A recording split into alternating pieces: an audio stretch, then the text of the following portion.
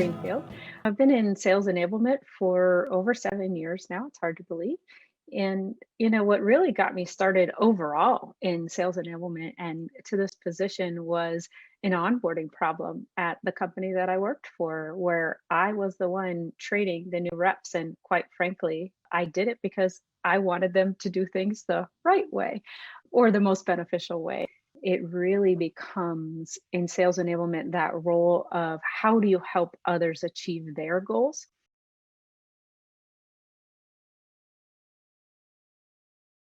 So I would say learning and development goes way back into my roots and had different roles within that learning and development mindset. And the gravitation to sales is, I always joke that says, I'm a salesperson trapped inside a marketer's body, trapped inside a sales enablement body, right? Because I am very competitive and I'm all about the sale. I'm all about eager. And to do that, I really appreciate the marketing aspect of an organization. And again, that growth and development of the people. So you really do need to have that holistic view across an organization to be successful in this role.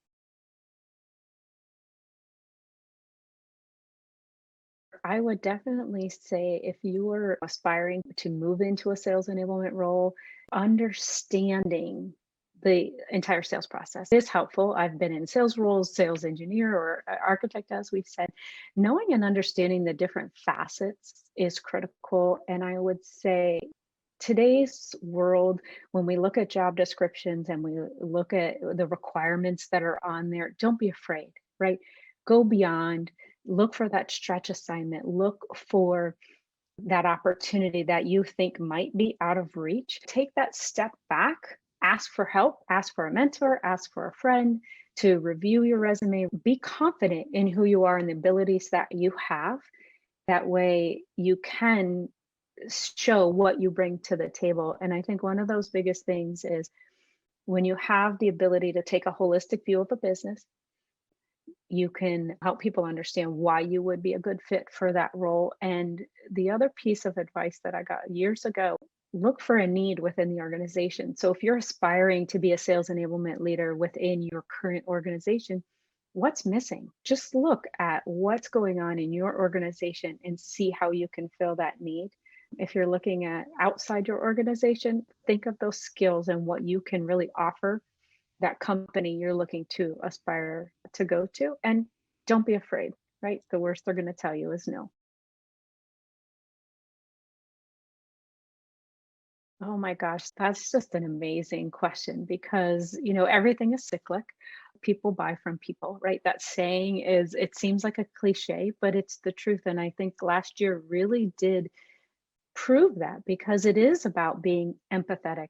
We have so many people that were thrown into a different situation. I mean, many sellers have been remote for years. That's not a new thing. Now, some haven't been remote, so that was new. But what's new is everything else that surrounded that shift, right? Not being able to see customers in person, not being able to go to the trade shows that so many sellers were used to doing. So I think that while we've seen this shift with much more technology, and I have to say, I'm very pleased that more and more people are embracing the teleconferencing and keeping the cameras on because I want to be able to see your facial expressions.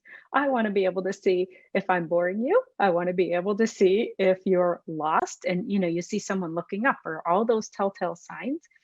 Are they leaning in and now they're interested? So I do think the piece of it that has to shift and change is just really embracing the technology, not fighting it, being able to read people and communicate better and better.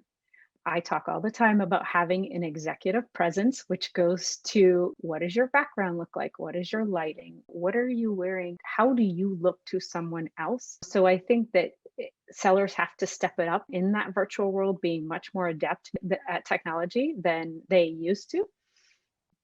And definitely the soft skills on the empathy. And sometimes that means taking a step back on your ego. If you have a very important meeting scheduled And let's say the person's dog's barking, the kid comes running in, or something else, you can just read on their face that something is going on.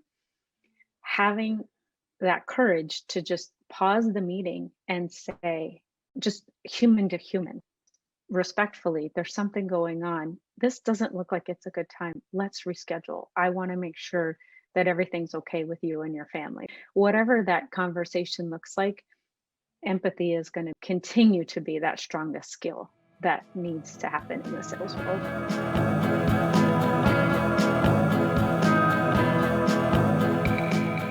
Miss Julie Greenfield, and I am a modern sales pro.